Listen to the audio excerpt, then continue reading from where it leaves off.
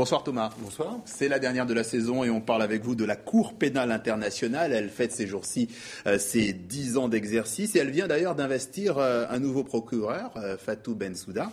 Alors d'abord Thomas, pour être clair, quel est le rôle de cette Cour pénale internationale ? Vous avez raison, une mise au point s'impose parce qu'on s'y perd un peu. Alors pour être le plus clair possible, il faut peut-être apprendre à nos téléspectateurs que la CPI ne juge pas des États, mais des individus accusés soit de génocide, soit de crimes contre l'humanité, soit de crimes de guerre. La CPI juge quand les États ne sont pas capables de le faire, par exemple lorsqu'une guerre civile empêche la véritable tenue d'une justice équitable. Et pour qu'une personne soit jugée, il faut que soi-même elle soit ressortissante d'un pays qui a ratifié la CPI ou que les actes commis le soient dans un pays qui a également ratifié la CPI. On verra à la fin que ça peut poser un problème. Évidemment. On ne confondra pas la CPI avec le tribunal pénal international qui, lui, est plus ancien, mais qui a pour vocation peut-être de disparaître, remplacé par la CPI qui est une cour permanente. Le TPI n'est pas permanent, il n'est mis en place par l'ONU que pour juger tel ou tel conflit, par exemple le Sud-Liban, la Yougoslavie ou la Sierra Leone. Depuis quand date ce rêve de justice internationale ? Oui, vous avez raison, c'est un vrai rêve. Très ancien, enfin ancien, pas très ancien, mais ancien. Les racines, on les retrouve probablement à la fin du XIXe siècle, notamment après la guerre franco-prusse, où dans le cadre de la Croix-Rouge, on a des mouvements de développement, de promotion des droits de l'homme.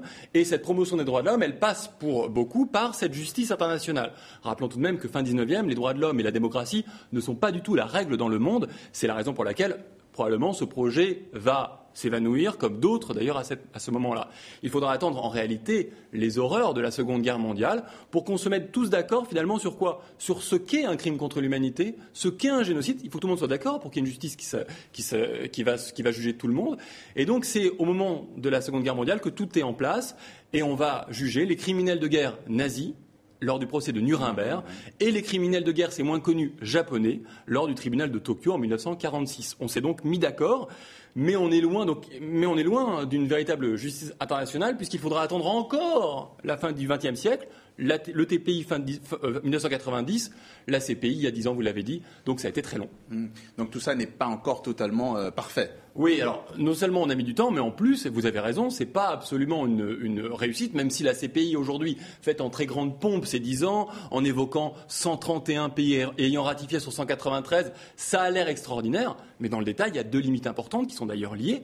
La première, c'est que des grands pays ont pu avoir signé mais n'ont pas ratifié. C'est les États-Unis, par exemple, de George Bush, qui avait refusé systématiquement, et Obama n'est pas revenu là-dessus. Mais l'Amérique de Bush est allée encore plus loin parce que, pour éviter que la CPI n'existe, et puisse éventuellement juger des criminels de guerre américains, il conditionnait l'aide à des pays type le Sénégal au fait qu'ils arrêtent de ratifier la CPI. Donc on a voulu casser la CPI, pression, la Chine, la Russie, autant d'énormes pays qui ne sont pas membres de la CPI, de même que beaucoup de pays arabes, et qu'Israël, donc le conflit israélo-palestinien, est en dehors de ce contexte de justice internationale. Et puis j'aimerais qu'on regarde une carte, pour terminer, qui montre les pays dans lesquels on retrouve des ressortissants qui sont aujourd'hui inculpés par la CPI depuis 10 ans. En réalité, il y a eu 26 personnes inculpées depuis 10 ans.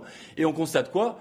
Que cette justice internationale, elle n'est pas si internationale que cela. Elle est un peu ciblée. Oui. Elle est un peu ciblée. C'est l'une des grandes critiques qu'on peut lui faire, c'est qu'elle est en réalité une justice en fait destinée aux pays africains, d'où les critiques qu'on peut lire aujourd'hui.